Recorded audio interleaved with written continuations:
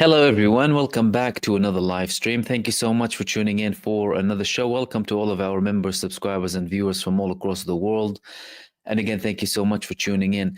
Tonight, I wanted to talk to you about a very interesting development that had an exclusive publishing on one of the Israeli media outlets. It was particularly published in Channel 12, and then later on they published it on their website in relation to the ultimatum that has been given by the United States administration to the Israeli authorities, the Israeli government, when it comes to the aid in Gaza and tying that with the arms shipments and support that Israel is getting from the United States of America. Now, Israel has been implementing a plan for over a month now in North Gaza called the General's Plan.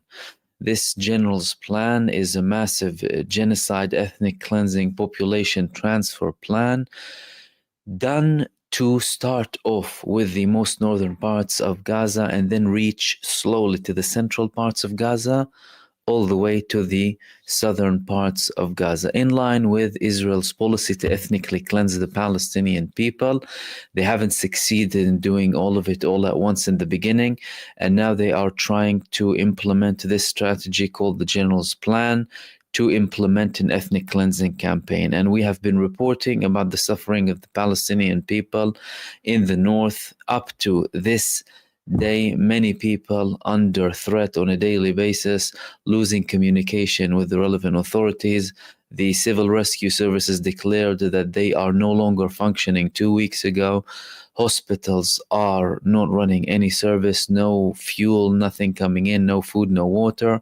And Israel is targeting everyone everywhere to expel them, but there are people who are not willing to flee the north and are remaining there. The United States administration was aware that Israel is implementing this plan in the northern parts of Gaza. And last month, they gave Israel an ultimatum up until the 13th to the 15th of November, because there were reports that the ultimatum has been given but was published on the 13th of October or the 15th of October. But we're talking about, the 13th or the 15th of November to have concrete measures being taken when it comes to the aid, or lose some of the privileges when it comes to the foreign aid. Why? Because the foreign aid of the United States,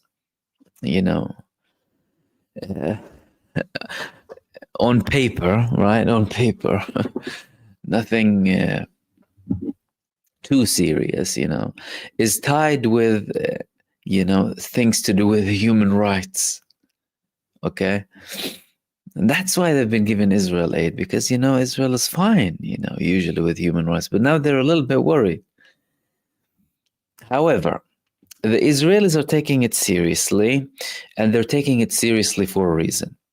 It's because we had a previous situation during this war where Joe Biden had one conversation with Benjamin Netanyahu, and he forced him to allow people back to the north, to allow aid back in to the north, and even have certain Israelis being released, certain Palestinians, being released in line with the ceasefire talks. That happened before, and that shows you how capable the United States administration is. If the US administration wants to do something and actually try and find a solution, actually put some pressure on Israel to reach a solution, they can. They choose not to. They choose to continue to supply the arms to them, even though they're committing war crimes and a genocide, and they choose to give them urgent aid. So far, in the past year, the United States has given Israel over 26 billion in military aid, emergency funding, bombs, explosives, and now they signed another deal for new F-15 fighter jets with Israel. However, they are saying that this report now is worrying some in Israel, and this is the report that I wanted to share with you. It was initially published, like I said, on Channel 12, and then it was later on published on their website. In reference to what happened previously between Lloyd Austin, and they're also talking about the fact that we have an administration, the Biden administration, that is about to go soon.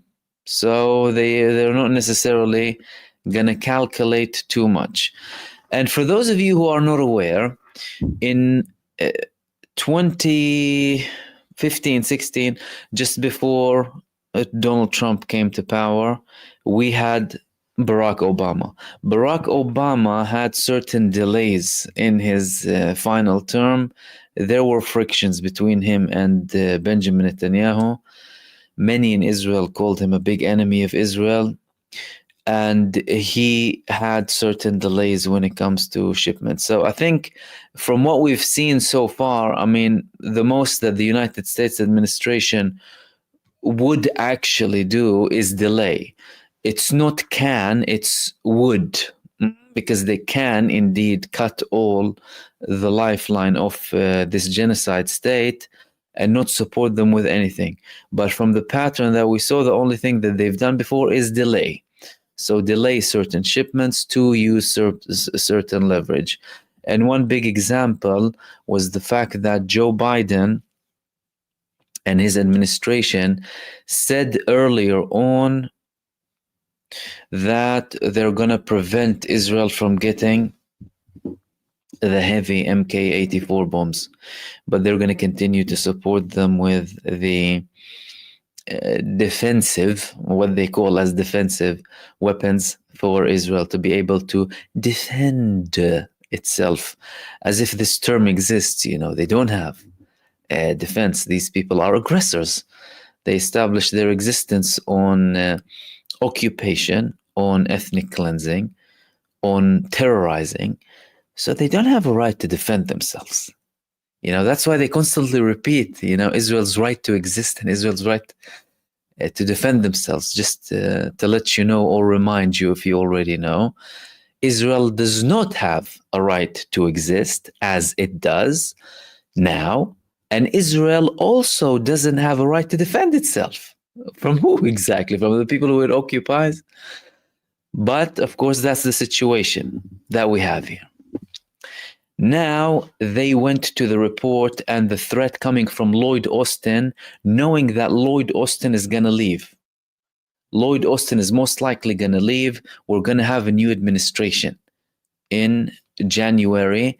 And when it comes to the Democrats, then of course there's the standard policy, the standard foreign policy of the United States administration when it comes to Israel. But it's not like they're too interested, especially seeing that Netanyahu was quite rude with them. I mean, my goodness, Israel can be so rude with even its closest ally, the United States of America. You'll have statements of them criticizing the US, saying, you know, yeah, we know they support us, but with all due respect, we know what's best for us. They don't know.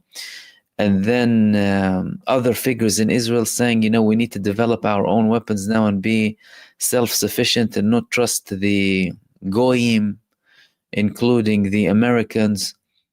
So very, very rude, even with the United States administration that has been supporting them all along, extremely rude and extremely arrogant. So the worry now is from the fact that the administration might do something with certain delays or what have you, that will put Israel in a bit of a tight corner before Donald Trump arrives, assuming that, you know, it's confirmed what Trump's policy is going to be. Okay. Now, generally, whether you're a Republican or a Democrat, when it comes to Israel, you're a slave.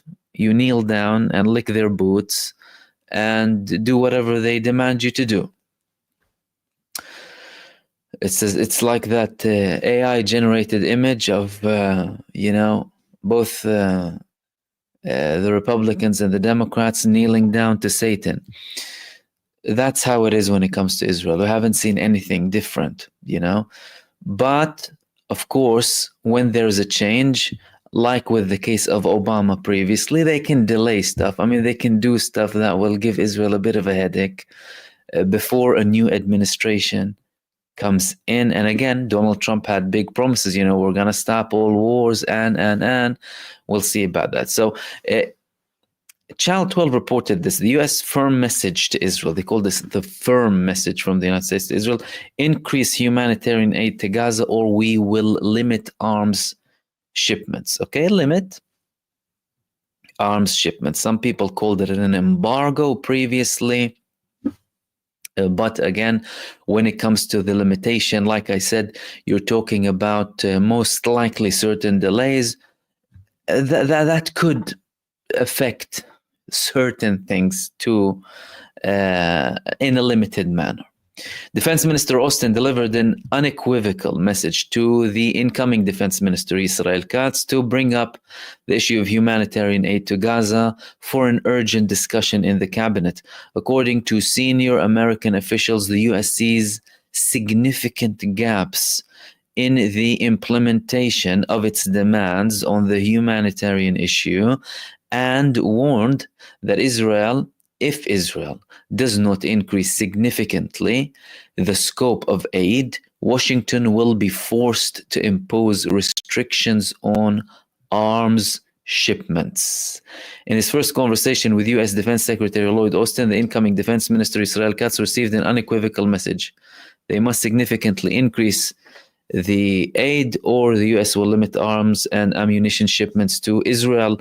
This is what we published tonight, Saturday evening, in the Weekend News.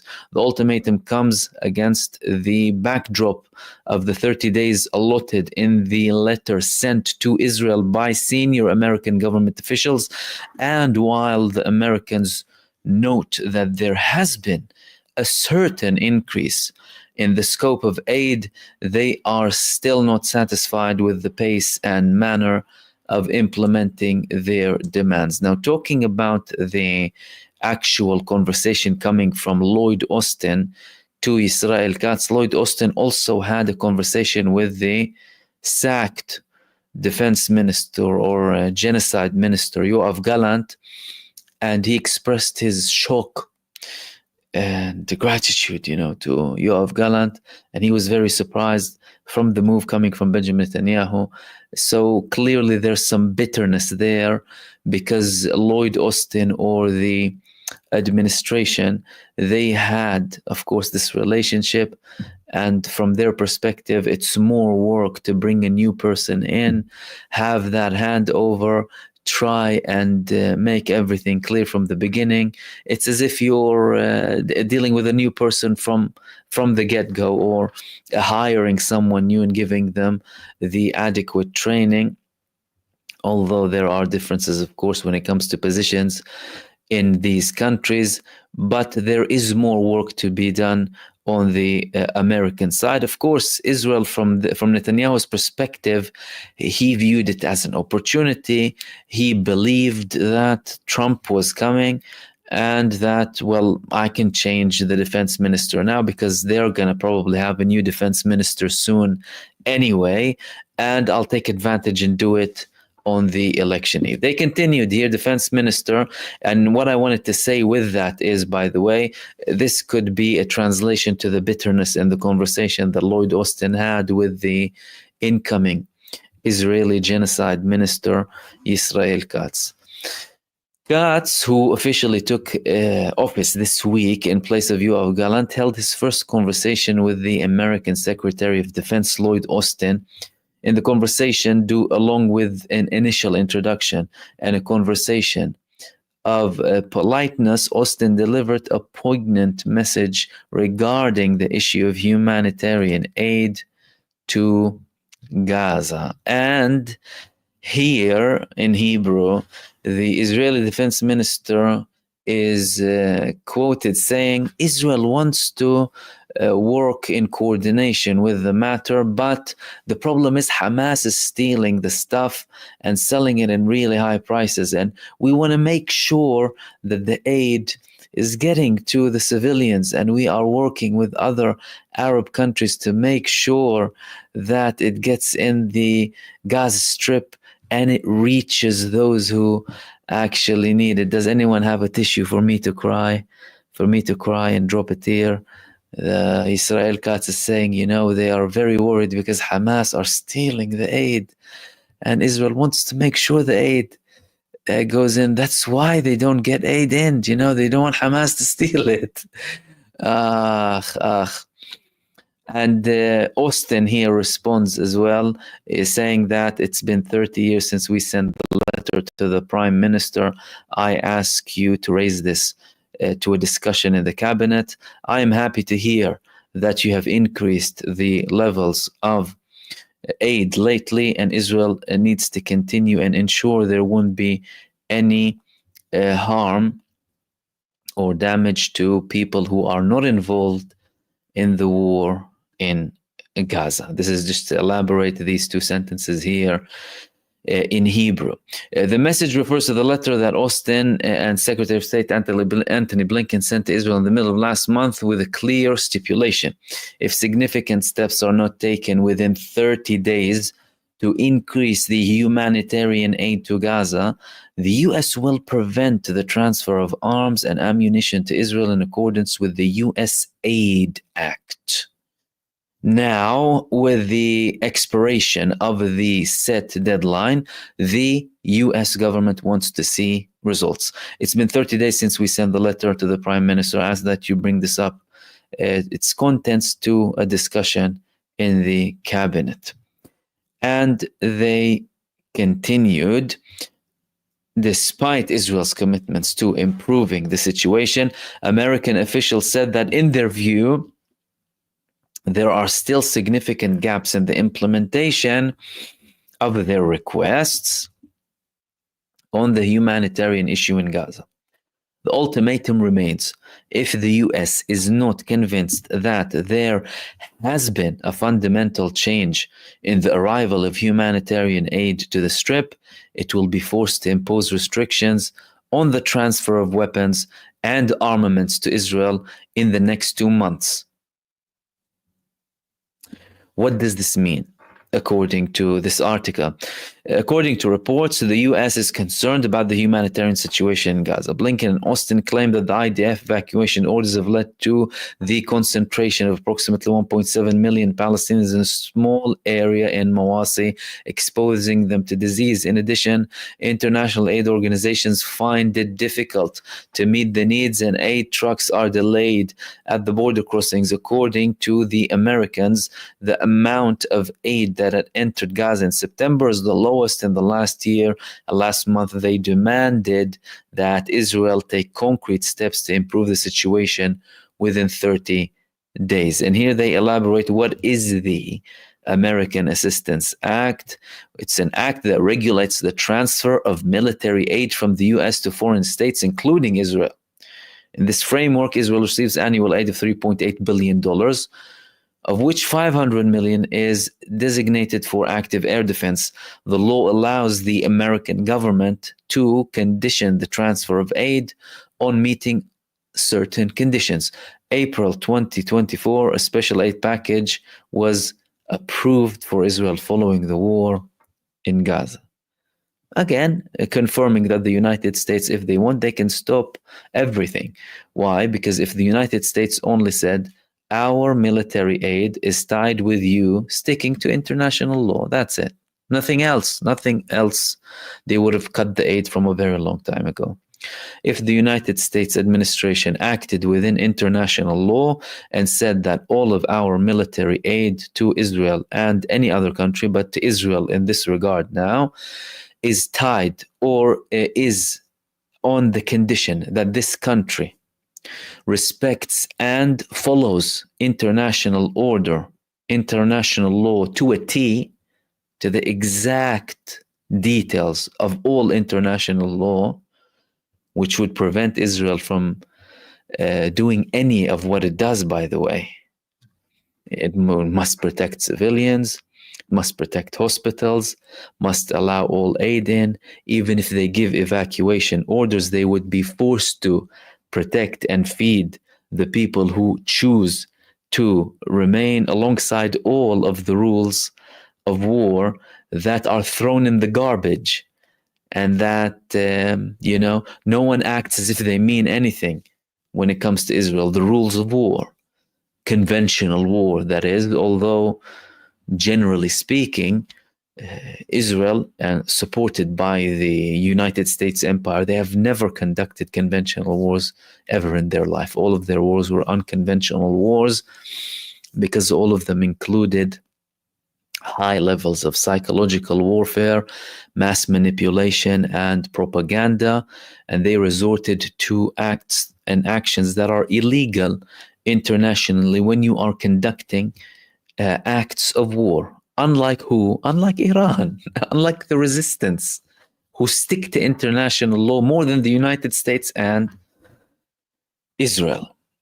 How much money does the special assistance include, and what does it include? The aid package includes $26.4 billion for the Israeli arena, of which $14 billion is direct military aid to Israel. The amount is divided as follows: $4 billion for the procurement and arming of the Iron Dome and David Sling systems, $2 billion for a shield system, Iron Beam, a laser system, to intercept mortar bombs and rockets, which is cheaper than the Iron Dome, $4 billion to replenish supplies that the U.S. has already transferred to Israel, such as artillery shells and bombs. And then, MK-84 and 83, the ones that they land on hospitals and children and women.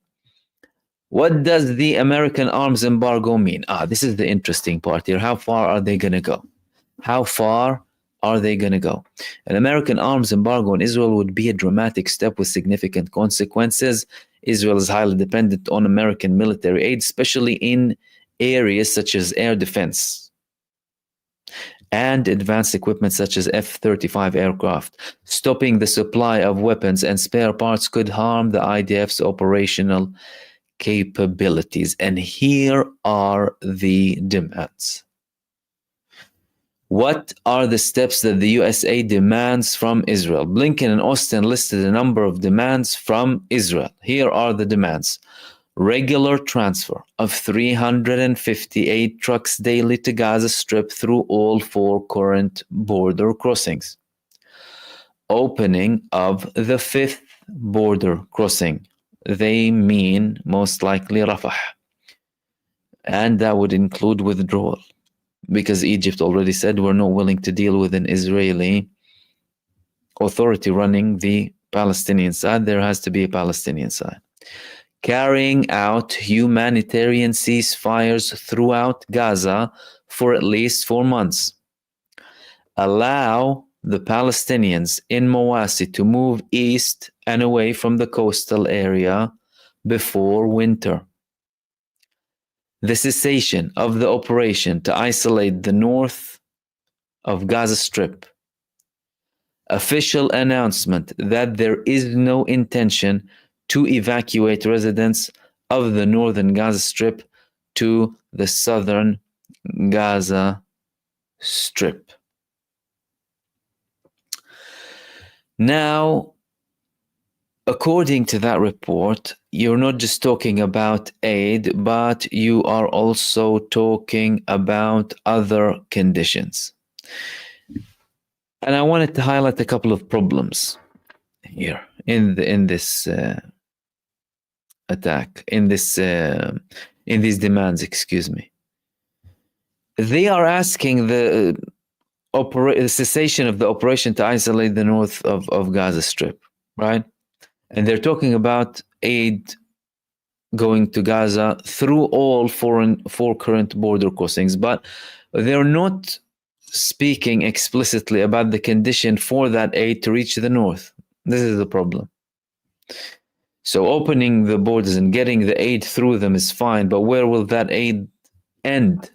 Where will it reach? That's the most important thing here. And they're not explicitly saying that it needs to reach North Gaza. That's the problem. However, the fact that they are talking about the cessation of the operation to isolate the North, official announcement that there is no intention to evacuate the citizens of Northern Strip to the Southern Gaza Strip, these things are important. And again, I'm not sure if they meant it by saying the four border crossings, the 8 going in, but that again is not enough. When you talk about a demand from a country that is this malicious, you have to be very specific when it comes to that. And again, the reason that why I shared this is because we had a point previously where Israel indeed submitted to the will of the United States administration. So, of course, in the grand scheme of things, the United States supported this genocide. Without the US, there is no Israel and there is no genocide. They did not apply enough pressure. The United States administration and other Western countries allowed this genocide to happen by not accepting a ceasefire that was proposed by China, Russia, and Brazil just after the 7th of October of 2023. If all of these countries, the Western countries, agreed and pushed for a ceasefire, that would have been gone, that would have been confirmed by the United States, United Nations Security Council, and ensured an enforcement process would take place, and they could have done that. We would have not been in this situation. Instead, we saw the Western establishment countries legitimizing, refusing to call for a ceasefire, allowing Israel, giving Israel the complete okay to go ahead with a full-blown genocide. We had people justifying the cutting off of aid and water and electricity, like Keir Starmer. And we had the United States establishment and other countries as well continuing to support Israel. But the most important country when it comes to that is the United States. So there is no denying that, they enabled all of this. And there's also, though, no denying that if they did want to take a different course, that they should be taking, the United States should be taking that course, the administration should take that course. They could review what they're doing and just stop the support. And like I said, tie your foreign military aid with adherence and commitment to international law. So the country that I support, with military aid, and you're sending billions of taxpayers' money. What are we, living in a cartel? That's why I call them the genocide cartel, because there's no law, there's nothing. You're stealing taxpayers' money and you're sending it to a country committing a genocide. How does that work exactly? What are we talking about in terms of legalities? Like, how is this even legal? This is a very big question. How is it legal for the United States administration to steal money from the American people in the form of taxation and sending it to another country on the condition of course, buying it from US organizations to support the United States military industrial complex? How is that even legal? This shouldn't be legal. This should be illegal. But the United States, there is no denying that they can stop, even with all of that and all of these flaws and loopholes and alleyways. They always have them when it comes to foreign aid. They can apply pressure like they have before in what we labeled at the time. I personally labeled it the semi-ceasefire that we have. We had a couple of weeks where we had short-term relief. We didn't see the level of devastation that we're seeing now. People were going back to the north. We had certain prisoners being released. We had aid going in to the most northern parts of Gaza. And all of these things happened only after Biden had a conversation with Benjamin Netanyahu. Will that happen now? Would they be able to use it as leverage, knowing that a new administration is coming soon? Will it be effective? Will Israel listen to them? Or will Benjamin Netanyahu completely ditch everything to do with any United States demands and just take the aid, and the only thing that he would potentially do is maybe talk here and there, although now the reports are saying that there is nothing happening when it comes to negotiations for a ceasefire. All of that will be visible. These would be things that we can see or would be able to see within the next week. If Israel, or not if Israel, if we see from the ground, this is what we focus on, the Palestinian residents of the northern part of Gaza receiving aid, if we see that happening, if they get the relief that they need, and that becomes a bit more regular, we can see that, or we would be able to confirm that this pressure worked to an extent. However, if we don't see that, this would tell you that no, Benjamin Netanyahu is not looking for any solution, and he's only looking to expand, and things will only get worse before they can potentially get better. And these were the main things that I wanted to talk to you about in this live stream, guys. Welcome back. Thank you so much for tuning in. Let me open the space up for you. Check if you have any questions.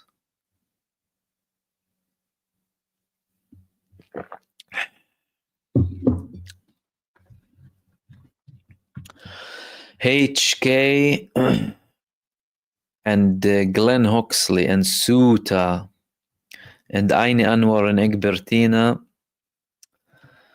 and the virus 455 and 1984 Sarajevo. Thank you very much.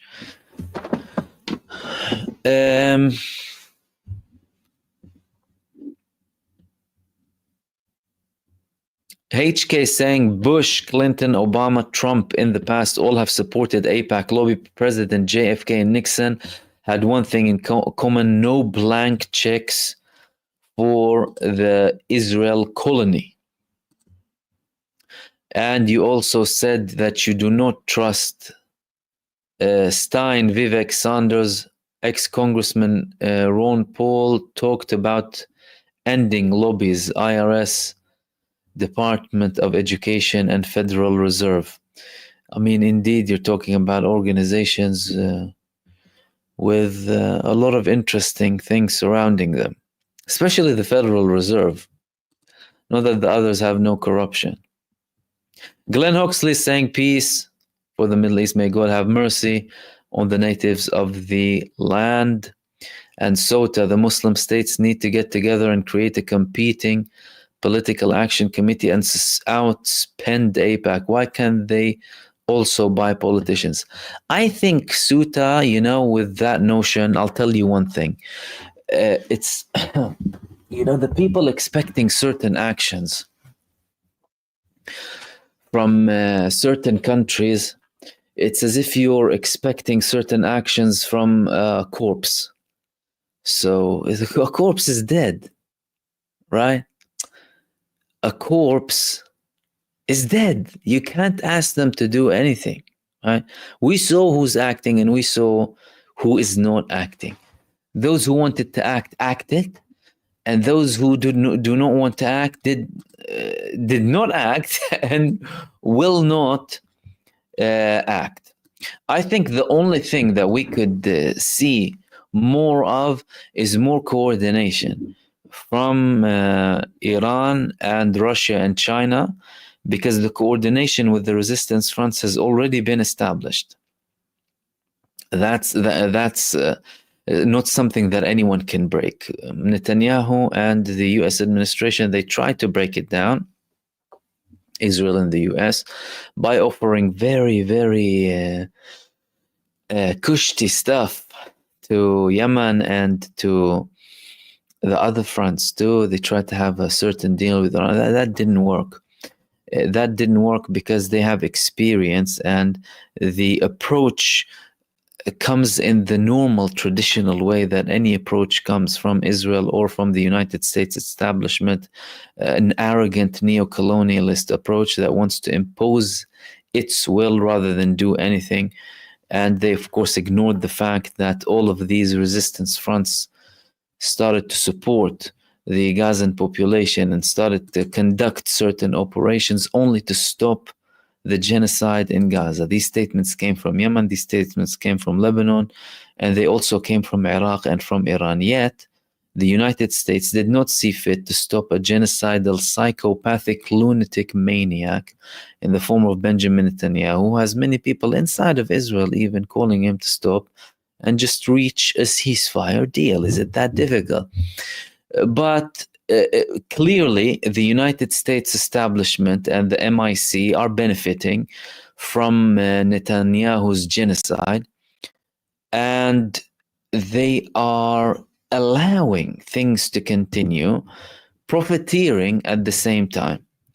But in terms of like expecting something from any country who hasn't done anything so far, the only thing is just the distance from the genocidal entity. That's the only thing.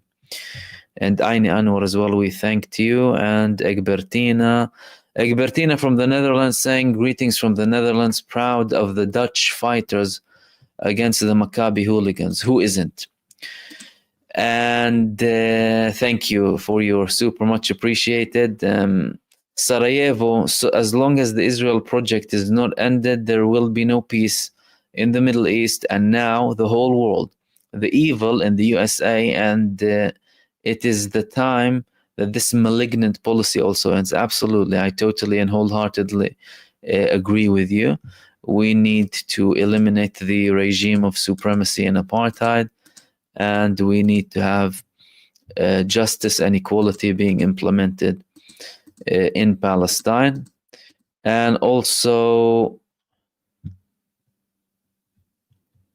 Gullyberg, thank you for your membership. He said, Mahmoud had a dream where you interrupted the talking trash can Agari speech by an upside down triangle, and he and he lost the ability to speak after that. Oh my god, I'm hiccuping now. Listen, I think he would still be able to say right now, and what Israel is doing in Lebanon. Right now, we're in a Shia village, Lebanon. Okay, you give me a laugh always, Gullyberg. Thank you for that.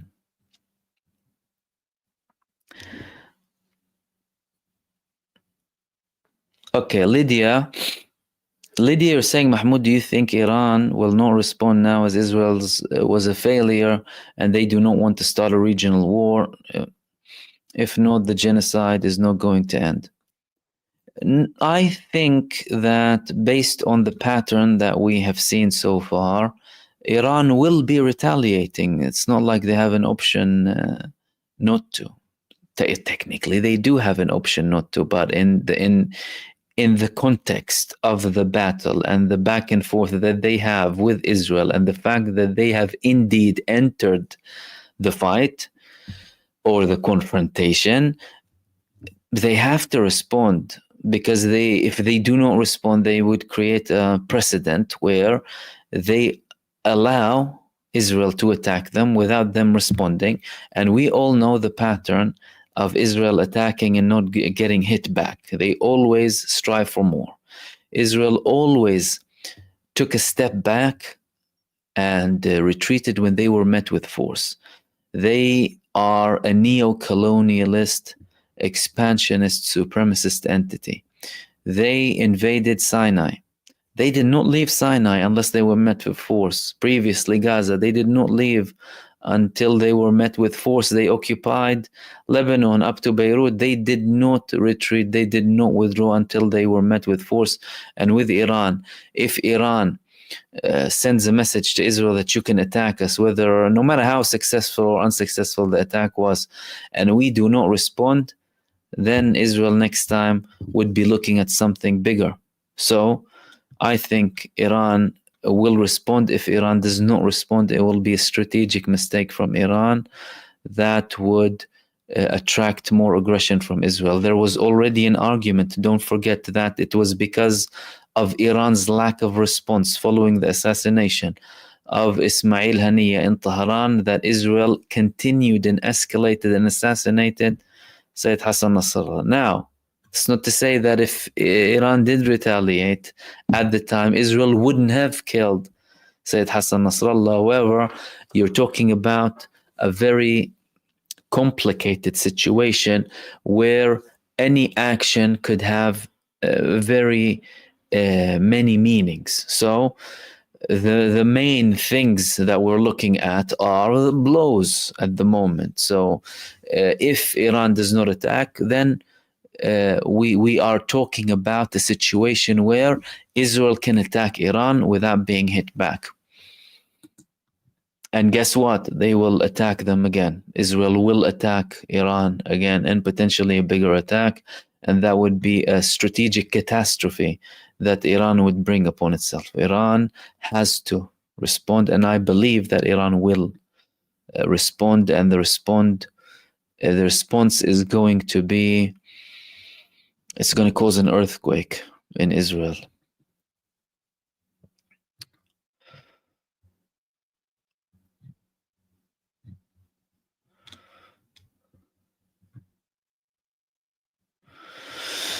And I'm saying will get worse with Trump. Listen, I'll tell you one thing. Trump has a pattern.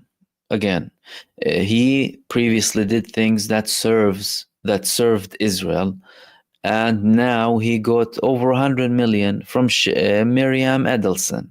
Okay, so they would want something in return. They don't just give away money for no reason. These people. Now, when it comes to will it get worse with Trump, the fronts who are fighting Israel, they don't care about Trump. They don't care about Harris. They are doing what they believe is the right thing to do to stop a genocidal entity. An entity that has never understood the language of diplomacy. You deal with them with the language that they understand, but with the limits of your way and international law that has been very evident when it comes to Iran in particular. Responses calculated within international law. No one can argue. That's why the G7, when they condemned Iran's attack, and then I call them the Genocide Seven, they said that what Iran is doing equates to a serious escalation. You know, they couldn't even say that it goes against international law or breaches anything to do with the UN. Nothing. Why? Because the attacks were legit, and the resistance attacks on Israel are legit within UN resolutions, within international law. The use of arms against an occupier is a right enshrined within international law and within UN resolutions. The United Nations hailed the Palestinian uprising in 1987 and called on countries to support them, and condemned countries who were supporting the Israeli occupation.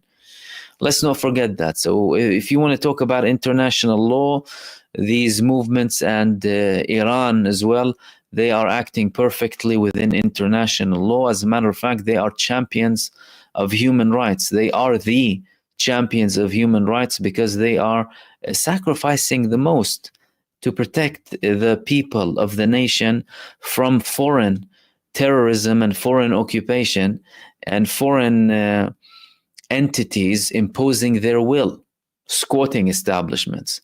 So they're not waiting for Trump. They don't give anything about Trump. They don't give a fly about Trump or Harris or anyone, because they are taking action.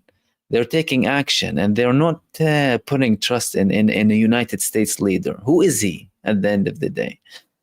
So they are taking the actions that they need to take, and I believe that it will eventually be a situation where the actual people of the region, they will be writing the future of the region, regardless of who's in power. Because now, look at it, the whole a genocidal entity equipped with the most advanced tech, the United States, the world's biggest superpower, and the genocide cartel recruited themselves to go against Gaza. And they couldn't beat Gaza. And they could not beat Gaza, and they still cannot defeat Gaza. Show me one objective that Israel said it wants to achieve in Gaza that it has achieved. Hamas is still there. The Israeli prisoners are still there. And Gaza still poses a threat to Israel. And guess what? With the North, same thing. Did they bring any settler to the North? No one. Hezbollah are targeting them every single day. They don't have an answer to Hezbollah. So no one cares about Trump. No one should care about Trump. Trump should be a person who is the president of a state that should mind its own business. It has nothing to do with West Asia. The remaining of your troops, get them the hell out of the region. You have nothing to do with that region, and withdraw your support of this little genocidal satanic death cult of a state committing war crimes and causing so much havoc and problems. And let the people live in peace. If you leave the people of the region to their fate, trust me, they trust you, me, they know how to deal with everything much better than you. But again, even when it comes to the approach of Gaza, we need to have this government and we need to have this government. That's the entitled colonialist approach. The arrogance, they have the audacity to think that they can lecture the Palestinian people how to govern and how to run. Neo-colonialist, racist, supremacists who have so much entitlement. It's unbelievable. My goodness, it's unbelievable. So they should just get the hell out of there. The United States should mind its own business when it comes to the establishment. And the people, they will do fine, and they will find solutions. And trust me, things will be great. And Trump, even if he wants to add more aggression, he will be met with more aggression. If he thinks that he can show arrogance to the region, he will be taught a lesson and he will be smacked in the face, Donald Trump. But Donald Trump, don't forget, he made many promises. I'm going to stop the wars. We want peace and we want that. All statements, these statements of Trump, they were good. So, but now let's see if he implements them. Now you people who voted for him in the United States, keep him in check. Have pressure groups. Have constant communication with them. You promised us this and that, and that's why we voted for you. And we will hold you to account. You need to stop these wars. And let's see what happens, because you can't just vote for these people and leave them alone. Because, and when we talk about generally in Western democracies, you're talking about elected dictatorships rather than actual democracies. So be careful of that. But Trump, no Trump, the world is changing. And thank you for that. Let's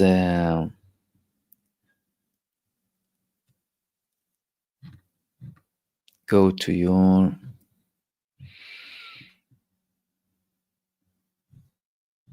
next question. Arash. Hi, Mahmoud. Do you believe that a ceasefire would be good for the Palestinians in the long run? After a ceasefire, the world will forget about Palestine. Absolutely not. That's with regards to the second point. No way on earth. The world will not forget about Palestine, and this will continue to be a case up until we get rid of the existence of Zionism in that region. And with regards to, do I believe a ceasefire would be good for the Palestinians in the long run? I think a ceasefire is something that is very needed. I think a ceasefire that is something that is very needed for the relief of the Palestinian people and for people to get a breath. These people have been suffering for over a year in situations you wouldn't be able to imagine, and suffering and misery and stories that you can have encyclopedias and series built upon them from now up until the year 2500. So these people need to have a relief. They deserve to live like human beings, not in tents, moving from one tent to another 10, 20 times, and having someone killed next to you every 5 seconds. It needs to stop. Plus, that no one should be scared of the prospect of a ceasefire, because it might reach a level where the Palestine.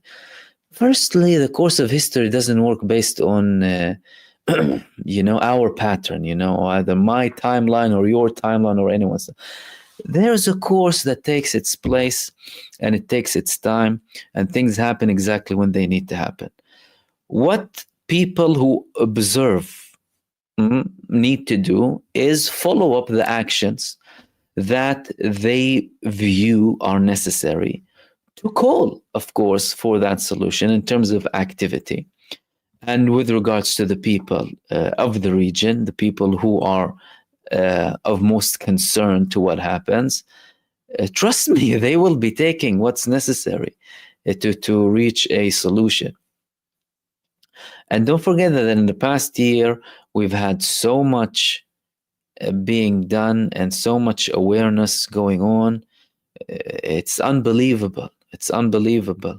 And I don't think we are at a stage, even if we have a temporary ceasefire, that you would be looking at something that would all of a sudden settle like that. That's not going to happen. That is not going to happen. This escalation has not been an escalation. This has been a genocide. This has been a campaign of ethnic cleansing. This has been a campaign of destruction. And on Israel, this has been a campaign that shook Israel's foundations. The 7th of October and what followed the 7th of October shook Israel's foundation to a level where it is irreparable. Netanyahu can have as many delusions as he wants, and he can try and inflict as much pain as he wants on the innocent civilians. The genocide supporting bodies or authorities or whatever it is across the world, they can try and do whatever the hell they want to do to try and shift things around. It ain't gonna work. It's not gonna work. We're past that. But a ceasefire would at least give the people some sort of relief that they so deserve and need. And after that, you will see, based on the progress that is happening. For example, from a political perspective, is Netanyahu still there in Israel? Is he gone? If there's someone else, are they actually changing course, or are they still taking the same action? When it comes to the ceasefire, is it fully implemented? Is there a withdrawal? Is there rebuilding? Is there full aid? Is everyone going back to the north? Do we genuinely have? All of these things are important. But all I know is a ceasefire is something that the people of Gaza deserve.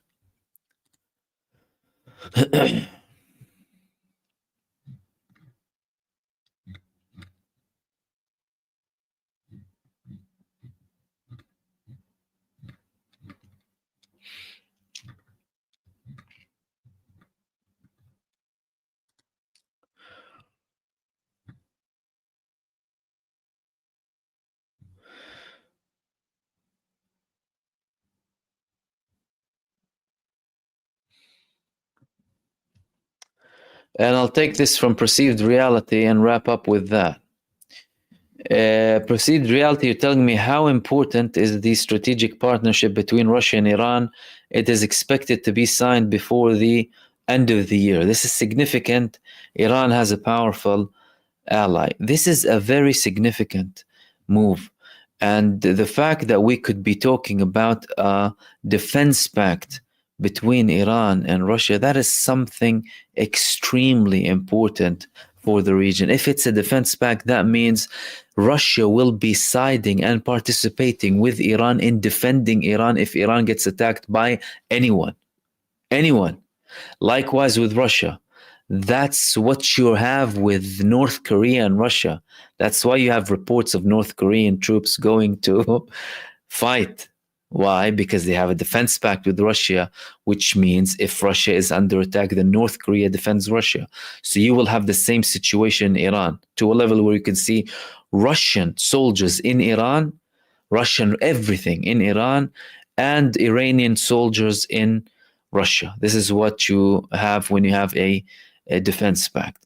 So this is an extremely significant thing. And by the way, the fact that we reached a stage where Iran and Russia are about to declare something like that is an enormous failure of the United States establishment and NATO, because they were so reckless and hostile to those countries where they made them unite and closer. And if you think of it from a strategic level, you don't want the people fighting you coming together. You don't want your enemies united. You want to divide your enemies, right?